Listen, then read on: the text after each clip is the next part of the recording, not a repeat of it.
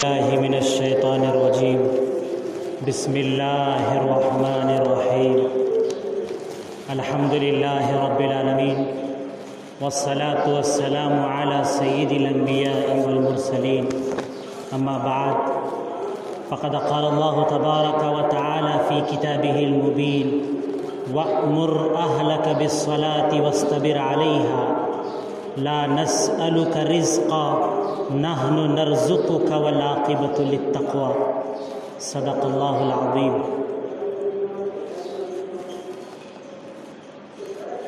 بھائی اور دوستو، انسان کی ساری جد و جہد، انسان کی ساری کوشش، انسان کی رات دن کی محنت کا مقصود یہ ہوتا ہے کہ وہ مال و دولت کو اکٹھا کرے، وہ رزق کو حاصل کرے، وہ چین و سکون کو حاصل کرے. انسان جو ساری محنت کرتا ہے، ساری جد و جہد کرتا ہے، دن رات کے 24 گھنٹے جس کے لیے خرچ کرتا ہے، جس کے لیے اپنے دل و دماغ کو لگا دیتا ہے، وہ رزق کا حصول ہے، چین و آرام کا حصول ہے. لیکن بھائیو اور دوستو، اللہ تبارک و تعالیٰ نے رزق کے حصول کے جو اسباب بتائے ہیں، جو ذرائع بتائے ہیں، جس کے ذریعے سے انسان کے لیے رزق کا حاصل کرنا، مال و دولت کا حاصل کرنا، چین و سکون کا حاصل کرنا، جس کے ذریعے سے آسان ہو جاتا ہے، جس کے لیے انسان ساری جد و جہد کرتا ہے، ساری محنت کرتا ہے، اللہ تبارک و تعالیٰ نے اس کو چند چیزوں پر موقوف رکھا ہے. چند کاموں پر اللہ تبارک و تعالیٰ نے موقوف رکھا ہے کہ چند امور کو تمہیں اپنانے ہوں گے، چند چیزوں کو تمہیں استعمال کرنا ہوگا، تب اللہ تبارک و تعالیٰ کی طرف سے تمہارے لیے رزق کے دروازے کھولے جائیں گے. بھائی اور دوستو، انسان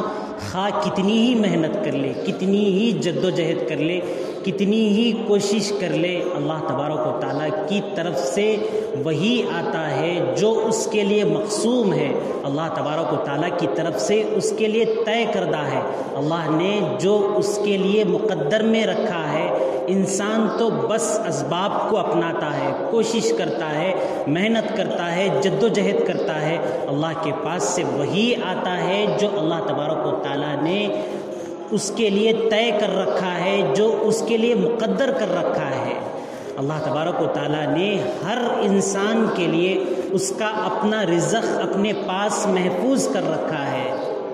لیکن اللہ تبارک و تعالیٰ کے پاس سے لینے کے بھی طریقے ہیں کہ اللہ تبارک و تعالیٰ کے پاس سے مانگا کس طریقے سے جائے، اللہ کے پاس سے کیسے لیا جائے، اللہ کو کیسے منوایا جائے کہ اللہ کے پاس سے آدمی کا اس کے اپنے مقدر کا رزق حاصل ہو، اس کے اپنے مقدر کی روزی اللہ کی جانب سے اس کے لیے فراہم ہو. اللہ تبارک و تعالیٰ نے اس کے لیے بھی اصول بتائے ہیں کہ ایسے ہی آدمی کے لیے رزق حاصل نہیں ہوتا ہے. اگر رزق حاصل ہو بھی جاتا ہے، جس کے لیے انسان جد و جہد کرتا ہے، جس کے لیے کوشش کرتا ہے، جس کے لیے رات دن 24 گھنٹے کی اپنی زندگی لگا دیتا ہے، تو رزق کے حاصل کرنے کا جو مقصود ہے، یعنی چین و سکون حاصل ہو، اس رزق کے ذریعے سے وہ چین و سکون حاصل نہیں ہوتا ہے. اسی واسطے اللہ والے کہتے ہیں کہ اگر اس کی مثال، اللہ کے پاس سے رزق لینے کی مثال ایسے ہی ہے جیسے کہ ایک ٹینکی ہوتی ہے کہ ٹینکی کے اندر سے وہی پانی آدمی کو فراہم ہوگا جو ٹینکی کے اندر موجود ہے، خواہ اس کے لیے ٹوٹیاں کتنی ہی لگا لی جائیں. اگر آدمی بہت سارے رزق کے وسائل کو استعمال کرتا ہے، پوری جد و جہد کرتا ہے، پوری محنت کرتا ہے، تو یہ ایسے ہی ہے جیسے کہ ایک ٹانکی بنائی گئی ہے، اس کے بہت ساری ٹوٹیاں لگی ہوئی ہیں، لیکن ان ساری ٹوٹیوں کے لگانے سے کچھ نہیں ہوتا ہے. رزق کے بہت سارے دروازے کھول لینے سے، بہت ساری محنت کرنے سے، بہت ساری کوشش کرنے سے وہی حاصل ہوتا ہے جو اللہ تبارک و تعالیٰ کی طرف سے اس کے لیے مقدر ہے. جب ٹانکی میں پانی ہوگا تو ٹوٹیوں میں پانی آئے گا، تو صرف ٹوٹیاں لگا لینے سے، بہت ساری ٹوٹیاں اس ٹانکی کو لگا دینے سے پانی حاصل نہیں ہوتا ہے، بلکہ ٹانکی کے اندر جتنا پانی ہوتا ہے، خواہ ٹوٹیاں کتنی بھی ہو جائیں، اتنا ہی پانی باہر آتا ہے۔ تو بھائیو اور دوستو، اللہ نے ہر ایک کا اپنا رزق مقسوم کر رکھا ہے، مقدر کر رکھا ہے، لیکن اس کو حاصل کرنے کے ذرائع ہیں، اس کو حاصل کرنے کی جد و جہد ہے، اس کو حاصل کرنے کی کوشش ہے۔ ایک تو ظاہری کوشش تو ہم یہ کرتے ہیں کہ ہم بہت سارے اسباب بنا لیتے ہیں، یہ بھی تجارت کرتے ہیں، وہ بھی تجارت کرتے ہیں، اس کو بھی کرتے ہیں، اس کو بھی کرتے ہیں، بہت سارے ذرائع بنا لیتے ہیں، لیکن اصل رزق جہاں سے فراہم ہوتا ہے، جہاں سے اللہ کی طرف سے رزق آتا ہے، ان رزق کے آنے کے جو ذرائع ہیں، ان اسباب کو، ان کوششوں کو، ان محنتوں کو استعمال نہیں کیا جاتا، یا اگر رزق آ بھی جاتا ہے تو اس رزق کے اندر کوئی برکت نہیں ہوتی، وہ آتا بھی ہے اور چلا بھی جاتا ہے، لیکن آدمی کو پتہ بھی نہیں ہوتا ہے۔ تو بھائیو اور دوستو، آدمی کا صرف رزق کا حاصل کر لینا، مال و دولت کا حاصل کر لینا، پیسوں کا اپنے پاس اکٹھا کر لینا، اپنے پاس جائیداد کا حاصل کر لینا، صرف رزق اس کو نہیں کہا جاتا ہے، بلکہ رزق یہ ہے کہ اللہ کی جانب سے اس دیے ہوئے رزق کے اندر، اس مال و دولت کے اندر، اس جائیداد کے اندر آدمی کو چین و سکون بھی حاصل ہو۔ اسی لیے دعاؤں میں کہا جاتا ہے کہ اللہ تبارک و تعالیٰ سے عافیت کو مانگا جائے، اللہ سے دولت کو نہ مانگا جائے، اللہ سے آل و اولاد کو نہ مانگا جائے، اللہ تبارک و تعالیٰ سے جائیدادوں کو نہ مانگا جائے، بلکہ اللہ تبارک و تعالیٰ کی طرف سے عافیت کو، چین کو، سکون کو مانگا جائے۔ سب سے بڑا رزق یہ ہے کہ آدمی کی زندگی کے اندر چین ہو، سکون ہو، آرام ہو، راحت ہو، یہ بھی رزق ہے۔ اسی طریقے سے رزق یہ بھی ہے کہ اللہ تبارک و تعالیٰ کی ذات پر یقین اور ایمان کی کیفیت، اللہ سے ڈر کی کیفیت، اللہ سے خوف کی کیفیت ہمیں حاصل ہو، یہ بھی بہت بڑا رزق ہے کہ اللہ تبارک و تعالیٰ کی ذات پر ہمیں توکل ہے، اللہ تبارک و تعالیٰ کی ذات پر ہم یقین کرتے ہیں۔ اور رزق یہ بھی ہے کہ اللہ تبارک و تعالیٰ کا علم ہمیں حاصل ہو جائے، اللہ تبارک و تعالیٰ دین کی سمجھ، دین کی فہم اللہ تبارک و تعالیٰ ہمیں دیں، یہ بھی اللہ کی طرف سے رزق ہے۔ رزق یہ بھی ہے کہ اللہ تبارک و تعالیٰ ہمیں صحت دے، چین دے، سکون دے، عافیت دے۔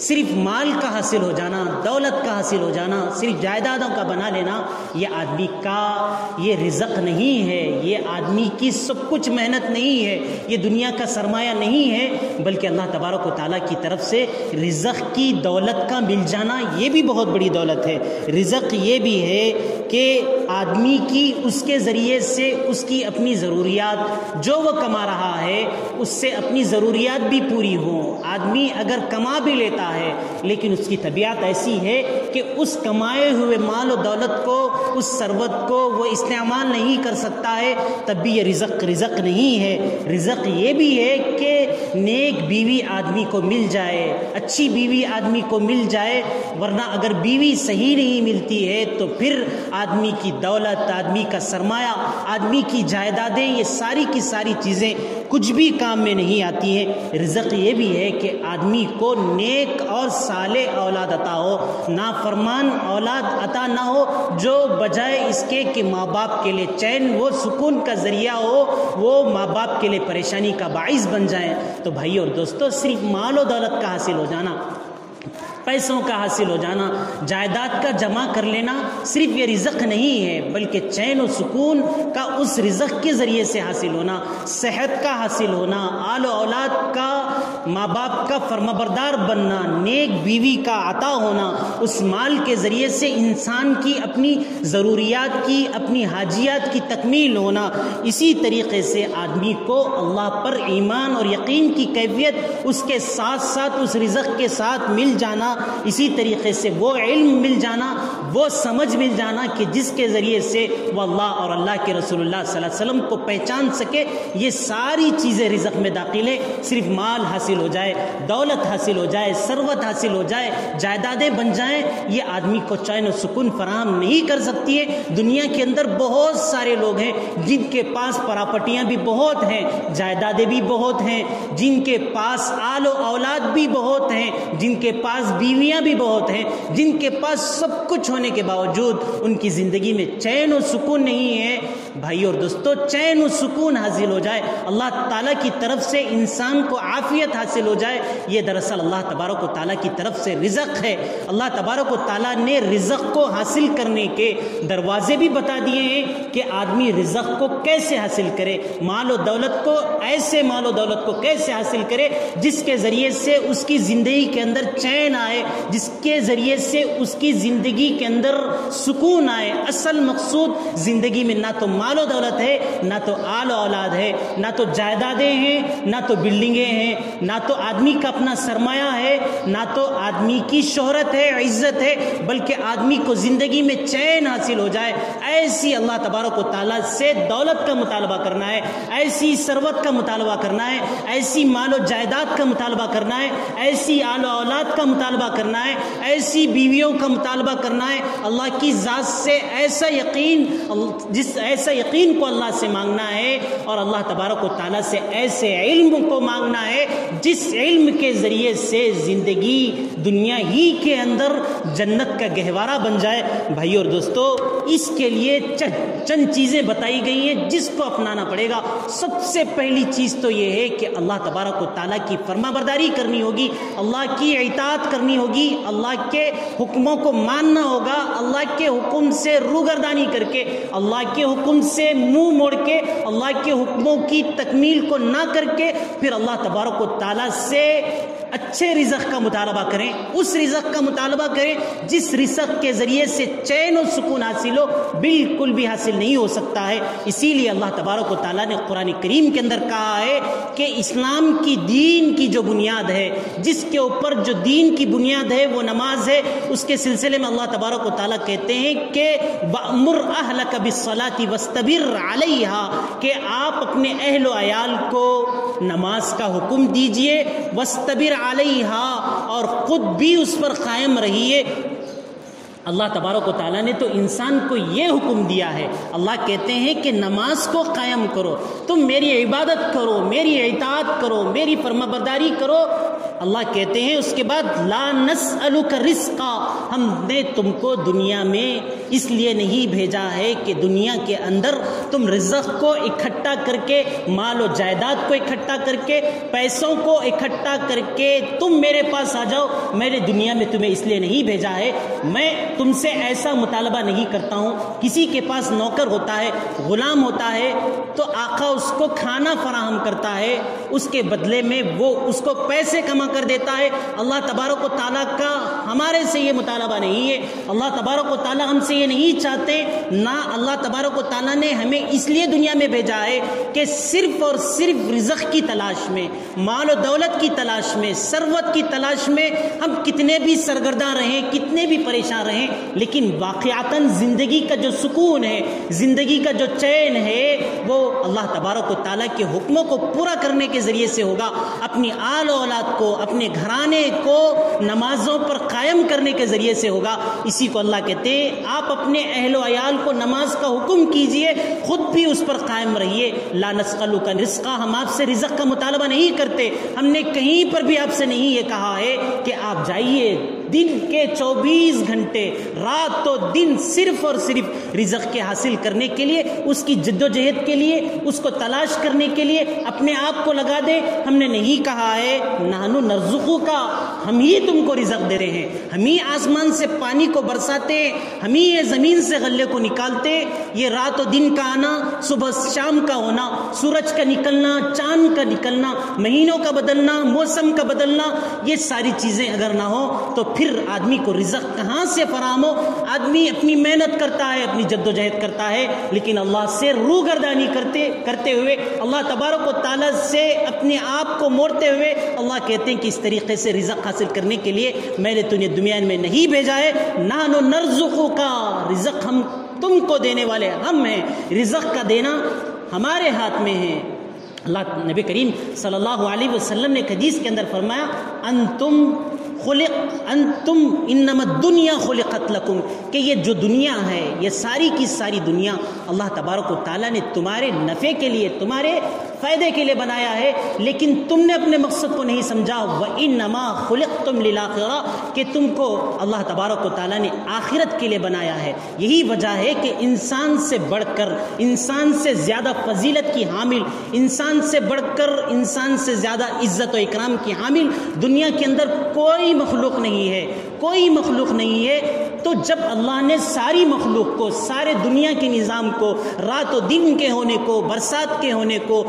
دھوپ کے نکلنے کو، چاند و سورج کے نکلنے کو، ساری چیزوں کو جب انسان کے لیے بنایا ہے، چرندوں کو، درندوں کو، پرندوں کو، تو انسان کو کس کے لیے بنایا ہے؟ انسان کی زندگی کا مقصد کیا ہے؟ ساری دنیا تو ہمارے تابع ہے، ساری دنیا تو ہماری خدمت کرتی ہے۔ دنیا کا رواں رواں، دنیا کا جز جز، دنیا کا پرندہ پرندہ، جانور جانور، یہ انسان کی خدمت میں لگے ہوئے ہیں۔ انسان کس کام کے لیے پیدا ہوا ہے؟ انسان اس کے لیے پیدا ہوا ہے کہ صرف اور صرف وہ کمائے اور اپنی ذات پر خرچ کرے۔ بھائیو دوستو، اس کے لیے پیدا نہیں کیا ہے، یہ اللہ کا فضل ہے۔ اللہ تبارک و تعالیٰ کہتے ہیں دوسری آیت کریمہ کے اندر، کہتے ہیں وَمَا خَلَقْتُ الْجِنَّ وَالْإِنسَ إِلَّا لِيَعْبُدُونَ، میں نے تو ساری انسانیت کو، ساری جنات کو صرف اور صرف میری تابع داری کے لیے، میرے احکام کو پورا کرنے کے لیے، میرے مطالبوں کو پورا کرنے کے لیے میں نے انسان کو پیدا کیا ہے۔ اللہ آگے اس جگہ بھی کہتے ہیں مَا أُرِيدُ مِنْهُم مِّن رِزْقٍ، میں ان سے رزق کا مطالبہ نہیں کرتا۔ جیسے یہ 24 گھنٹے زندگی کے رات و دن بھاگ دوڑ کرتے ہیں، محنت کرتے ہیں، جد و جہد کرتے ہیں، جیسے اللہ جو ان کا خالق ہے، جن کے یہ بندے ہیں، جن کے یہ معبود ہیں، جن کے یہ غلام ہیں، گویا کہ یہ کما کر اللہ کو دینے والے ہیں، اس طریقے سے محنت کرتے ہیں۔ اللہ کہتے ہیں نہیں، میں نے تمہیں اس لیے پیدا نہیں کیا ہے کہ تم رات و دن کے 24 گھنٹے، تمہاری اپنی پوری توانائی، پوری اپنی جد و جہد، پوری کوشش، رات و دن کے 24 گھنٹے، ہر گھنٹے کا منٹ اور سیکنڈ صرف اور صرف اس لیے خرچہ کرو، اپنی دماغ کو، اپنی طاقت کو صرف اس لیے لگاؤ کہ روزی کو حاصل کر سکو۔ بھائی اور دوستو، وہ تو اللہ کے پاس سے آتی ہے، اللہ کے پاس سے مقدر سے آتی ہے، اللہ کے پاس سے اسباب کو بنانے سے آتی ہے، اللہ کے پاس سے مانگنے سے آتی ہے، اللہ کے دینے سے آتی ہے۔ اگر اس کے بغیر بھی مل جاتی ہے تو اس کے اندر کوئی چین نہیں ہوتا، کوئی سکون نہیں ہوتا۔ ہر مالدار سکون میں نہیں ہوتا، ہر پیسے والا سکون میں نہیں ہوتا، ہر ثروت والا سکون میں نہیں ہوتا، ہر آل اولاد والا سکون میں نہیں ہوتا، ہر جائیداد والا سکون میں نہیں ہوتا۔ اللہ کے پاس سے دولت کو دے کر بھی آزمایا جاتا ہے، تو اللہ کی فرما برداری کے بغیر، اللہ کے حکم کو پورا کیے بغیر اگر رزق کو حاصل کرنا چاہتے ہیں تو اللہ رزق کو دے کر بھی پریشان کرتے ہیں۔ اللہ کہتے ہیں کہ رزق تو میرے ہاتھ میں ہے، میں نے تمہیں رزق کو حاصل کرنے کے لیے پیدا نہیں کیا ہے۔ اللہ آگے یہ بھی کہتے ہیں کہ تم ایسے کماتے ہو، ایسے اپنی 24 گھنٹے کی زندگی کو صرف کرتے ہو جیسے تم مجھے کھانا کھلانا چاہتے ہو۔ وما اريد ان يطعمون، میں یہ بھی نہیں چاہتا کہ تم مجھے کھانا کھلاؤ، تم محنت ایسے کر رہے ہو جیسے تم میرے بندے ہو، تم اپنے آقا کو لے جا کر رات دن محنت کر کے اس کو کھانا کھلاؤ گے، میں تم سے نہیں چاہتا۔ لیکن یہ اللہ کا فضل ہے کہ اللہ تبارک و تعالیٰ نے دن میں 5 وقت کی نمازیں فرض کی ہیں، اس کے علاوہ زندگی کا جو بھی لمحہ ہے، جو بھی گھڑی ہے، اس میں اللہ کے نبی صلی اللہ علیہ وسلم کے حکموں کو، آپ صلی اللہ علیہ وسلم کے طریقوں کو اپناتے ہوئے جس قدم کو بھی اٹھاؤ گے تو وہ نیکی ہو جائے گا، وہ دین ہو جائے گی، وہ شریعت ہو جائے گی، وہ اللہ کا حکم ہو جائے گا۔ صرف لیکن ہر لیٹنے میں، ہر سونے میں، ہر اٹھنے میں، ہر بیٹھنے میں، ہر کھانا کھانے میں، ہر چلنے میں، ہر پھرنے میں، ہر ملاقات کرنے میں، ہر اپنی زندگی کی ایک ایک ادا میں، ایک ایک لمحے میں، ایک ایک گھڑی میں نبی کریم صلی اللہ علیہ وسلم کے طریقے کو اپنایا جائے، دیکھا جائے کہ آپ صلی اللہ علیہ وسلم کے چلنے کا طریقہ کیسے ہوا کرتا تھا، دیکھا جائے کہ نبی کریم صلی اللہ علیہ وسلم جب کسی سے ملاقات کیا کرتے تھے تو آپ صلی اللہ علیہ وسلم کا طریقہ کار کیا ہوا کرتا تھا، آپ صلی اللہ علیہ وسلم راستے پر کیسے چلتے تھے، راستے پر چلنے کے آداب کیسے ہوتے، ماں باپ کے ساتھ سلوک کیسے کرنا ہوتا ہے، بھائی بہنوں کے ساتھ سلوک کیسے کرنا ہوتا ہے، بیوی اولاد کے ساتھ سلوک کیسے کرنا ہوتا ہے، زندگی کے ہر لمحے میں، زندگی کی ہر گھڑی میں نبی کریم صلی اللہ علیہ وسلم کی سنتوں کو اپنایا جائے تو یہی عبادت ہے، یہی اللہ کی فرما برداری ہے۔ اللہ تبارک و تعالیٰ نے رزق کو حاصل کرنے کے لیے صرف اور صرف نہیں بھیجا ہے، اس رزق کے اندر جس کو اللہ کی نافرمانی کے ذریعے سے حاصل کیا جائے اس کے اندر کوئی چین سکون نہیں ہوتا ہے۔ بہت بڑے مالدار ہوتے ہیں، بہت بڑے ثروت والے ہوتے ہیں، دنیا کی عیاشی کا جتنا سامان چاہیے سارا کا سارا سامان ان کو فراہم ہوتا ہے، ہر قسم کا عیش ہے، عشرت ہے، لڑکیاں ہیں، جائیداد ہیں، گاڑیاں ہیں، سب کچھ ہیں، لیکن خودکشی کر کے مر جاتے ہیں، اپنی موت آپ مر جاتے ہیں، اپنے گلے کو خود کاٹ کر مر جاتے ہیں۔ تو بھائی اور دوستو بتاؤ، اس دولت کے اندر، اس ثروت کے اندر، اس جائیداد کے اندر چین و سکون نہیں ہے؟ اللہ تبارک و تعالیٰ جائیداد دے کر بھی، دولت دے کر بھی، رزق دے کر بھی آزماتے ہیں، اس کے ذریعے سے بھی تکلیف میں ڈالتے ہیں، آل و اولاد دے کر بھی تکلیف میں ڈالتے ہیں، بیویاں دے کر بھی تکلیف میں ڈالتے ہیں۔ لیکن بھائی اور دوستو اللہ سے واقعتاً اس رزق کو حاصل کرنا ہے تو اللہ تبارک و تعالیٰ بے پناہ رزق دے دیں گے۔ لیکن بھائی اور دوستو اللہ تبارک و تعالیٰ قرآن کریم کے اندر کہتے ہیں کہ وما من دابۃ فی الارض الا علی اللہ رزقها، کہ دنیا کے کسی بھی جانور کو آپ نے دیکھا ہے کہ کوئی بھی جانور ہے، یہ انسان تو کوئی مخلوق نہیں ہے، تھوڑے سے کھانے پر اکتفا کر لیتے ہیں۔ ہم خود گھروں میں بکریوں کو پالتے ہیں تو دیکھیے بکریاں صبح سے شام تک مسلسل کھاتی رہتی ہیں، ایک ساتھ کھاتی رہتی ہیں۔ دنیا کے اندر اللہ کی کیسی کیسی مخلوق نہیں ہوں گی جن مخلوقوں کا رزق اللہ تبارک و تعالیٰ فراہم نہیں کرتے ہیں۔ ہم تو 3 ٹائم ایک مٹھی بھر ہم کھا سکتے ہیں، اس سے زائد نہیں کھا سکتے، لیکن ہماری محنت اور جستجو اتنی زیادہ ہوتی ہے، اس کے لیے اتنی طاقت صرف کر دیتے ہیں۔ اللہ کہہ رہے ہیں کہ وما من دابۃ فی الارض الا علی اللہ رزقها، کہ دنیا کے کسی بھی جانور کو دیکھا ہے کہ وہ مال کو اکٹھا کرتا ہے، دولت کو اکٹھا کرتا ہے، ثروت کو اکٹھا کرتا ہے، سارے کے سارے جانوروں کا رزق اللہ فراہم کرتے ہیں۔ ایک مرتبہ حضرت سلیمان علیہ السلام نے اللہ تبارک و تعالیٰ سے مطالبہ کیا کہ اللہ میں آپ کی مخلوق کو کھانا کھلانا چاہتا ہوں، تو اللہ تبارک و تعالیٰ نے کہا کہ سلیمان ہم نے تم کو پوری دنیا کی سلطنت دی ہے، طاقت دی ہے، جنات، پرندے چرندے ہر ایک کی بولی تمہیں آتی ہے، سب پر تمہاری سلطنت ہے، لیکن تمہاری بس کی بات نہیں ہے کہ دنیا کی صرف ایک مخلوق کو تم رزق فراہم نہیں کر سکتے۔ حضرت سلیمان علیہ السلام نے پورے جنات وغیرہ کا سہارا لے کر کئی دنوں تک کھانے کو تیار کیا۔ کرنے کے بعد اللہ تبارک و تعالیٰ سے پوچھا اے اللہ اپنی کس مخلوق کے ذریعے سے، آپ کی کون سی مخلوق ہے جس کے ذریعے سے میں کھانے کو شروع کروں، جن کو کھلاؤں؟ حضرت اللہ تبارک و تعالیٰ نے حضرت سلیمان علیہ السلام سے فرمایا کہ دنیا کی مخلوقات میں سب سے بڑی جو مخلوق ہوتی ہے وہ مچھلی ہوتی ہے، اس کے ذریعے سے تم کھانا کھلانا شروع کر دو۔ حضرت سلیمان علیہ السلام نے صرف ایک مچھلی کو کھانا کھلایا، جس کھانے کو مہینے سے تیار کیا تھا، اس کھانے کو جب اس مچھلی نے کھا لیا تو اس نے کہا کہ سلیمان آج تم نے مجھے 2 لقموں سے محروم کر دیا، ایک لقمہ جو تم نے اتنی محنت اور جد و جہد کے ذریعے سے، اتنی کوشش کے ذریعے سے فراہم کیا ہے، ایسے 3 لقمے اللہ تبارک و تعالیٰ مجھے روزانہ فراہم کرتے ہیں۔ تو بھائی اور دوستو رزق اصل میں اللہ تبارک و تعالیٰ کے ہاتھ میں ہے۔ اللہ تبارک و تعالیٰ قرآن کریم کے اندر کہتے ہیں وَيَعْلَمُ مُسْتَقَرَّهَا وَمُسْتَوْدَعَهَا، کہ اللہ تبارک و تعالیٰ کو پتہ ہے کہ کس کا پچھلے سے پیچھے سے کس کو کیا ہونا ہے، آگے سے کس کو کیا ہونا ہے۔ دنیا میں جتنی مخلوق ہیں ساری کی ساری مخلوق کے سلسلے میں اللہ تبارک و تعالیٰ جانتے ہیں۔ بھائی اور دوستو حضرت علی رضی اللہ تعالیٰ عنہ ہیں، ان کے پاس ایک شخص آیا، آ کر کہنے لگا اے امیر المؤمنین میں مکاتبت سے عاجز آ چکا ہوں۔ مکاتبت کہتے ہیں پہلے زمانے میں لوگ غلام ہوا کرتے تھے، تو ان کا آقا ان سے کہتا تھا کہ تم اگر اتنے پیسے مجھے فراہم کر دو گے تو میں تم کو آزاد کر دیتا ہوں۔ تو وہ غلام شخص حضرت علی رضی اللہ تعالیٰ عنہ کی خدمت میں حاضر ہو کر کہنے لگا کہ میرے پاس اتنا پیسہ نہیں ہے، میرے پاس اتنی دولت نہیں ہے، اتنا سرمایہ نہیں ہے کہ میں اپنے آقا کو دے سکوں اور دے کر اپنی جان کو اس سے چھڑا لوں۔ تو حضرت علی رضی اللہ تعالیٰ عنہ نے اس وقت اس سے کہا تھا کہ کیا میں تم کو چند کلمات نہ بتا دوں، چند چیزیں، چند بول تمہیں نہ بتا دوں جو مجھے رسول اللہ صلی اللہ علیہ وسلم نے، آقا صلی اللہ علیہ وسلم نے سکھائے ہیں کہ اگر تمہاری زندگی میں کسی بھی قسم کی پریشانی ہے رزق کے اعتبار سے تو اللہ تبارک و تعالیٰ تمہارے اس رزق کے مسئلے کو، تمہاری گردن کو تمہارے آقا سے چھڑا دیں گے۔ تو اس نے کہا امیر المؤمنین آپ مجھے ضرور سکھا دیجئے۔ حضرت علی رضی اللہ تعالیٰ عنہ نے فرمایا کہ سیر نامی اگر پہاڑ ہے، ایک سیر نامی پہاڑ تھا، اس پہاڑ کے جانب اشارہ کر کے فرمایا کہ اگر اس پہاڑ کی مقدار میں بھی تمہیں دنانیر کی ضرورت ہے، درہموں کی ضرورت ہے، اگر تم اخلاص کے ساتھ اللہ کو راضی کرنے کے لیے اس دعا کا تم اہتمام کرو گے تو اللہ تبارک و تعالیٰ تمہیں اس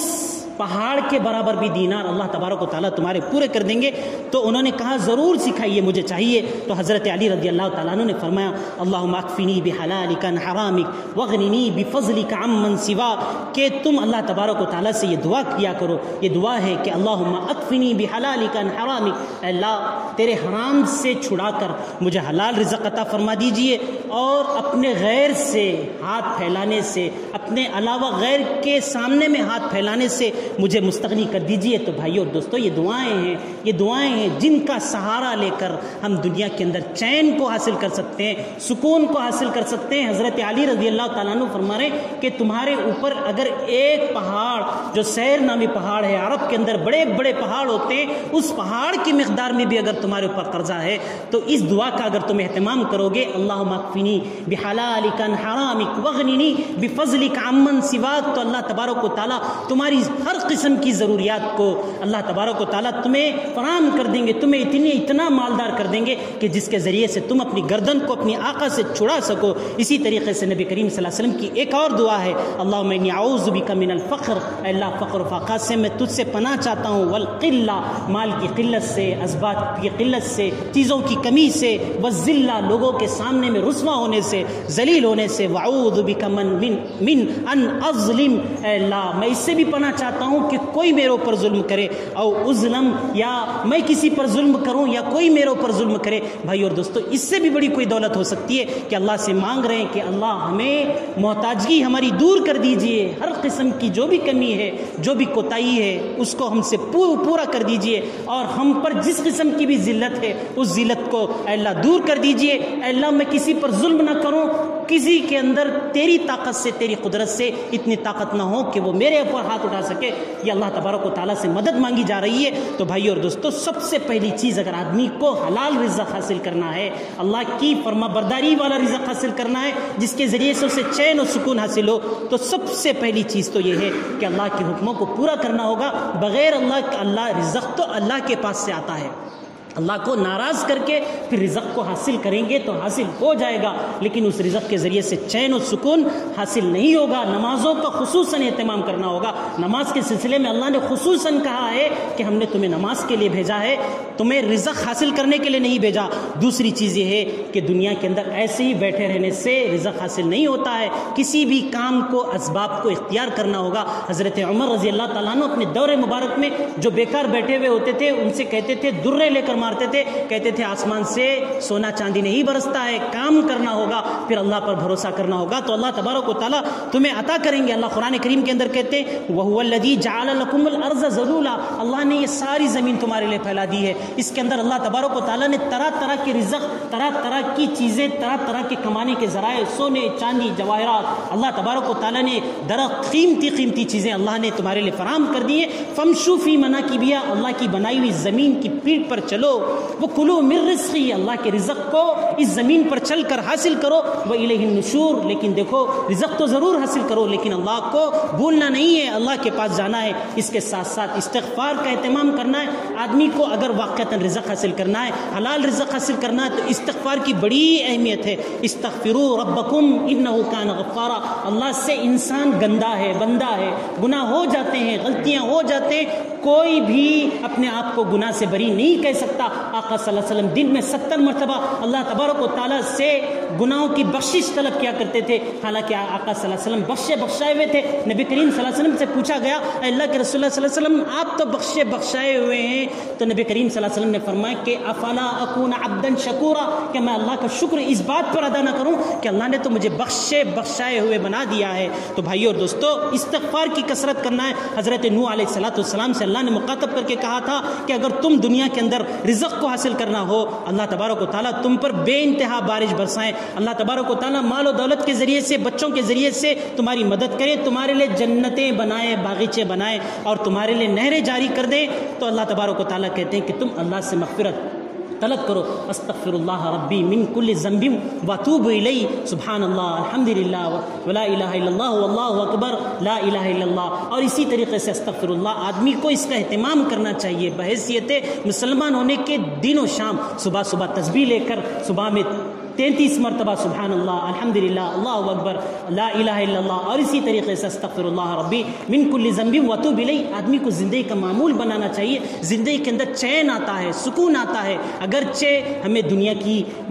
کی مصروفیتیں ہم اس کی اجازت نہیں دیں گے، لیکن یہی وہ اسباب ہیں جن کے ذریعے سے زندگی کے اندر چین و سکون حاصل کیا جا سکتا ہے. اسی طریقے سے کہا گیا کہ دوست کے ساتھ، احباب کے ساتھ، لوگوں کے ساتھ، سب کے ساتھ اچھے طریقے سے پیش آیا جائے، اور اسی طریقے سے ہر وقت اللہ کا شکر ادا کیا جائے. کچھ ہو سکتا ہے کمی کوتاہی اللہ نے ہماری زندگی میں دی ہو، لیکن جب اللہ کا شکر ادا کرتے ہیں تو اللہ کہتے ہیں لئن شکرتم لازیدنکم، اگر تم میرا شکر گزاری کرو گے، جو نعمتیں تم کو دی ہیں، انسان کا اپنا جسم ہے، اس کے اندر جو نعمتیں ہیں صرف اس کو دیکھ لیں، آنکھ، کان، ناک وغیرہ، یہ صلاحیتیں جو دی ہیں، اس کا تم شکر ادا کرو گے تو لازیدنکم ولئن کفرتم، اگر تم میں نے جو دیا ہے اس پر تم میری ناشکری کرو گے، شکوہ شکایتیں کرو گے، تو اللہ کہتے ہیں کہ وَإِنَّ عَذَابِ لَشَدِيدٌ، پھر اگر تم مجھ سے مقابلہ کرو گے تو میرا عذاب بھی شدید ہے. اسی طریقے سے اللہ کہتے ہیں کہ اللہ تبارک و تعالیٰ کے راستے میں صدقہ خیرات کے اپنی وسعت کے مطابق جو بھی اللہ نے دیا ہے 1 روپیہ صحیح اپنے جیب سے نکالا جائے، لوگوں کو، مخلوق کو اللہ کی راہ میں کسی بھی طریقے سے خرچ کیا جائے. اس طریقے سے اللہ تبارک و تعالیٰ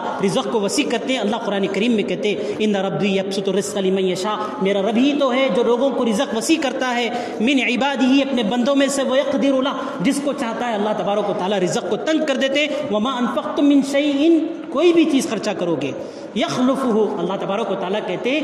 تم کو اس کا بدلہ دے دوں گا. بلکہ قرآن کریم کے اندر اللہ نے کہا ہے کہ خرچ کرنے کی مثال دے کر کہا 1 روپیہ خرچہ کرو گے تو جیسے کسان 1 دانہ زمین میں ڈالتا ہے تو وہ دانے کو ڈال کر جس طریقے سے اس میں سے ایک درخت نکلتا ہے جس میں 7 بالیاں ہوتی ہیں، ہر بالی کے اندر 100 دانے ہوتے ہیں. اللہ تبارک و تعالیٰ ایسے ہی 1 دانہ ڈال کر 700 دانے گھر کو لے جاتا ہے. تم اپنے دل کے خلوص کے ساتھ اگر 1 بھی روپیہ اللہ کے راستے میں خرچہ کرو گے تو تمہارے اخلاص کی وجہ سے اللہ تبارک و تعالیٰ اس کی تربیت کر کے تم کو دنیا میں بھی اس کے مقابلے میں 1 روپے کے مقابلے میں 700 روپے دیں گے. اللہ تبارک و تعالیٰ کے یہاں روز قیامت میں بھی اللہ تبارک و تعالیٰ کے یہاں خزانہ ہوگا. لیکن بھائیو دوستو، چند ذرائع ہیں جن کے ذریعے سے رزق حاصل نہیں ہوتا. وہ یہ ہے کہ آدمی نہ کمانے کی سوچ لے اور بیٹھ جائے، رزق حاصل ہو جائے، حاصل نہیں ہو سکتا. گناہ کرے، نافرمانی کرے، اللہ کے حکم کو کسی جگہ نہ مانے، پھر رزق بھی کبھی حاصل بھی ہو جائے تو اس کے اندر چین و سکون نہیں ہو سکتا ہے. اگر اللہ کی شکرانہ کرتا ہے، اللہ کا شکر گزاری کرتا ہے تو رزق حاصل ہوتا ہے، ورنہ نہیں ہوتا. بخل کرتا ہے، اپنے مال کو 1 روپے کو گنتا ہے، کسی کو دیتا نہیں ہے، تو پھر اللہ تبارک و تعالیٰ اس کے رزق کے اندر برکت عطا نہیں کرتے ہیں. پھر اسی طریقے سے اگر فرائض کو، جو اللہ تبارک و تعالیٰ نے چیزیں فرض کی ہیں ان کو چھوڑتا ہے، واجبات کو چھوڑتا ہے، تو پھر اللہ تبارک و تعالیٰ ایسا رزق حلال عطا نہیں کر سکتا.